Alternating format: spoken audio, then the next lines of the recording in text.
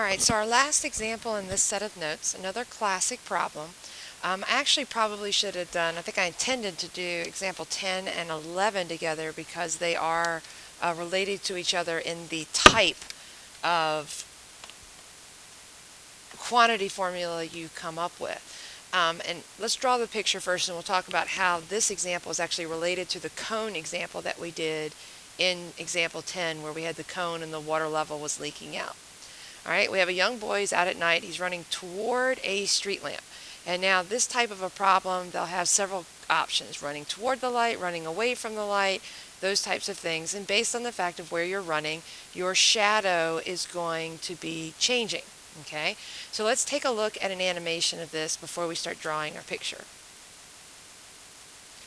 Alright, so just to kind of see what's happening with this animation, this was an animation for walking away from the pole, but I'm going to reverse it to kind of talk about what's happening.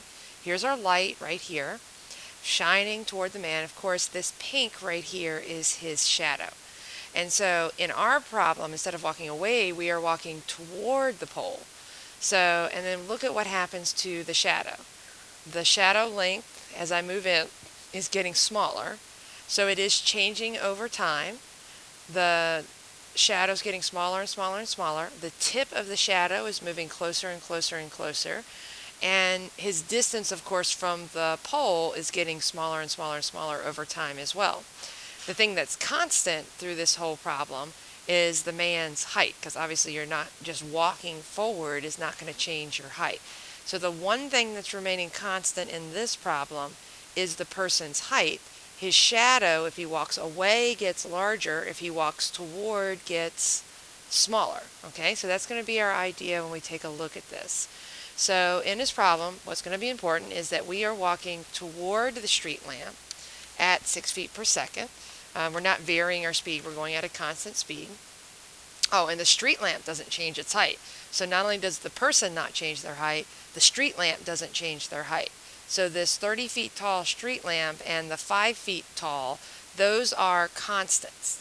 That's one of those things where when you're doing these related rate problems, you're trying to find what instant you're concerned about. But there are certain times where you're like, oh, that's an instant. I'm like, no, that's not an instant. That doesn't change at all. That is a constant for the entire problem. The when that you're looking for is when he is 4 feet from the base. So here's my when. And this part right here is a rate that I'm given. And so that's what we're going to be looking at. All right, so let's draw the picture to kind of get the pieces of information on.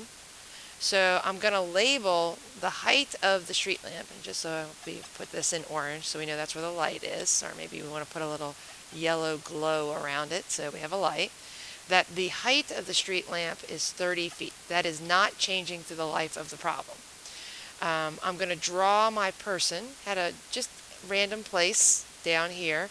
My person, maybe if you want to give him some arms and, some feet. He's walking along. His height is not changing. He is 5 feet tall. Right? The shadow, when you have the light shining, the shadow that we're talking about is back here. So this part right here is his shadow, and his shadow is changing over time. As he walks toward, it gets shorter. As he walks away, it gets longer. So I'm going to call that S, give it a variable. Right? The distance he is from this is changing as well. I'm going to call that X, just to kind of give it some notation to use. Alright, so let's look at what we're looking for. In A, how fast is his shadow length changing? So S is what I have used to be the shadow length. Our units are going to be in feet, and we're looking for ds dt. That's what we're trying to find. In B, we are looking at how fast the tip of his shadow is moving. So that would be this tip location right here. So maybe I'm going to need a third variable. Let's call this y. And y is going to be the distance from the pole to the tip of the shadow. And then we're going to be looking at the dy dt in that problem. So kind of identify what I'm going to be looking for. And then I identify what I am given, what variables I know, what's changing. The rate I am is he's running towards the street lamp at 6 feet per second. So as he runs toward the street lamp at 6 feet per second, what's changing is his distance from the street lamp. Every second he gets 6 feet closer. So x is your feet from the street lamp, or distance from the street lamp, and we're measuring that in feet, and what we know is dx dt is, now be careful, he's running toward the street lamp, so this distance is getting smaller, so it should be negative 6 feet per second. If he had been running away from the street lamp, we would have made it positive 6 feet per second. So that's the difference between away and toward.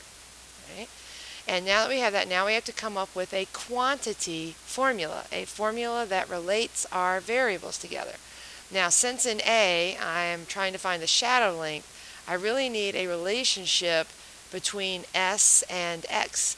And you might, at this point go, well, what I do know, let's write down the quantity variable relationships we know. We know Y equals X plus S, so we definitely have that down. And you might be looking at this going, where am I going to get a relationship that's between S and X? This is why this is related to the problem we did for the cone. That in the cone, what we had was this overlapping right triangle, similar triangle situation where we could set up a proportion. We have the same thing here. We have two overlapping right triangles where we can set up a proportion of sides.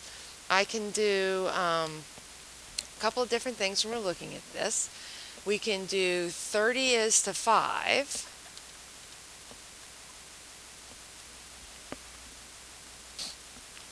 The big side, the big triangle's leg is to the small triangle's leg, as the big triangle's leg is X plus S, and make your S not look like a 5 when we're doing this, is to the small triangles.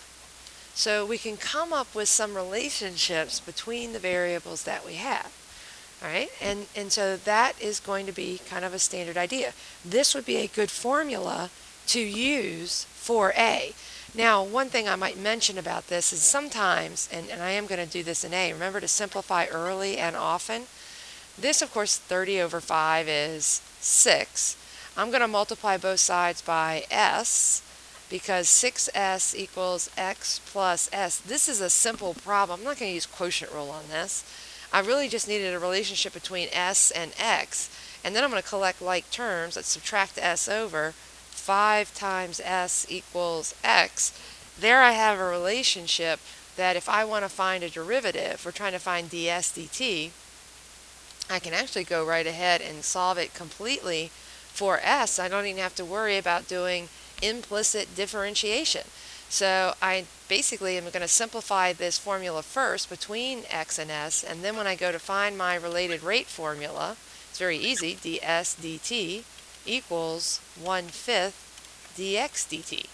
So this turns into a really super easy problem. I plug in the dx dt I know, which is negative 6 times 1/5, and that's going to give me my ds dt that I'm looking for, or negative 6/5 feet per second. Right? So I can answer the question for A, which was how fast is the shadow length changing, when, and it actually doesn't really matter when. Notice that the rate that the shadow length is changing did not depend on how far away he was. So technically it's at all points in time, but we'll go with our when that we had. When he is 4 feet away, the shadow length is changing. How is it changing? Is it increasing or decreasing? His shadow length is, it's negative, decreasing at 6/5 of a foot per second. And that should make sense in terms of what we were talking about with our picture here, that as he was moving toward, notice my shadow length is decreasing, so it makes sense as he moves toward, the rate for the shadow is a negative rate. All right, now our second part of this problem for B says, how fast is the tip of his shadow moving?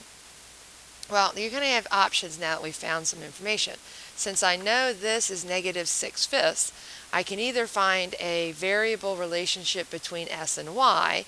I can find one between s and, or y and x, or I can find one between y, x, and x. It doesn't really matter because I have all the information I need. So I'm simply going to take my y equals x plus s, take the derivative, dy dt equals dx dt plus ds dt. So, and if you really just think about that, you're looking at the rate that you're moving closer plus the rate that your shadow is changing its length. That should equal the rate that the tip is moving, because the tip is the length of the shadow plus the length you are from the pole. So that should kind of be common sense when we're doing this. So our dy dt equals our dx dt, which was negative 6, plus our ds dt, which was negative 6/5. And so we end up with our answer for this. We have to kind of add this together, get a common denominator. So we get our negative 36/5 feet per second. And it should make sense to us that this is also a negative rate, because if we look at the picture that we've been using as our example, moving back over here, as he moves toward, the position of the shadow tip is getting closer, and we're thinking of this as kind of the x-axis. So it's getting smaller, the tip is getting closer as we move in. Right? So that concludes all the examples that we're kind of taking a look at. And of course you need to answer the question, when he is 4 feet away, the shadow tip is moving toward the pole at 36/5 feet per second. Okay, and so that can answer the question for that. So the examples 10 and 11 are some examples where you're looking at your rates and you have to use your similar triangles in order to get some quantity relationships in order to answer the questions that you have. All right, so that finishes up the examples. We'll have several things where you're going to be working on these examples. I'll put those up for you. There's going to be a worksheet on your related rates to work through. You're going to have some textbook problems that you're going to be working on, and you have some, I might put up an optional practice one for this for you to work on over the break so that you're prepared for the quiz that we're going to have, not the day we get back from Christmas break, but the Wednesday of that week.